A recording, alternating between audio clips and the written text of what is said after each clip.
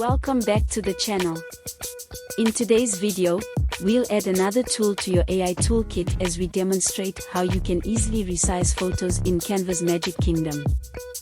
Don't miss out on more incredible insights and techniques from the She Speaks AI channel.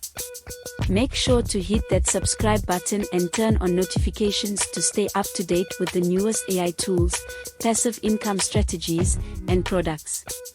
Let's thrive together. All right, guys, so I've got this tip for you in Canva on how to resize your art. So I have a video size here, and I want to do some channel art. I've been talking about channel art for YouTube, and I created this design from a prompt, and when I bring it into it, it's just not big enough. So if I go to the corner here and I drag it out, there's still not enough. I have to do this, and I would have to cover half of or take out half of the art, and I don't want to do that. I want it to be the full thing. So what could I do? So what I'm going to do is just drag this over to the middle and just center it.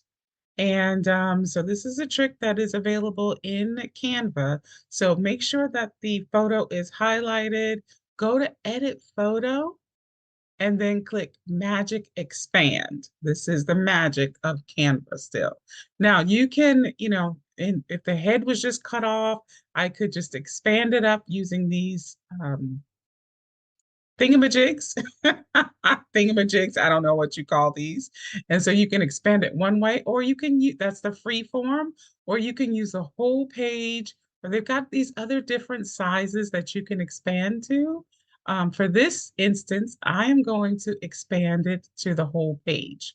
So why is it not going back there? Seems like it's stuck. 1 minute.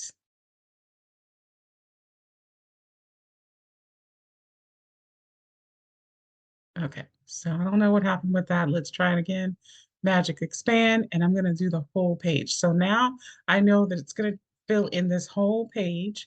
When I click on Magic Expand, you can see over here on the right-hand side or on the left-hand side what it's doing. On your page, it might be the right. And it's actually generating 4 different variations for me to take a look at.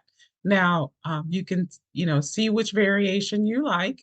Now, I don't want a variation with whatever that is in the back, right? What is that? Okay, so I'm going to click on the second variation. Now, that's closer. Like that better. You got some trees there. I don't know what this is over there. So let's go to the next one.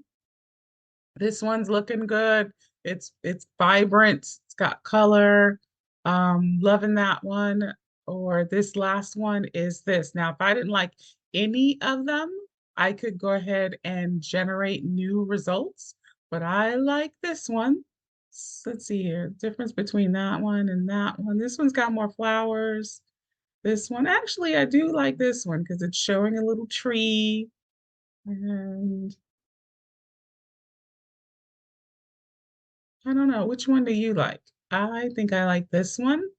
And so I'm going to say done, but I could generate new images. I'll say done.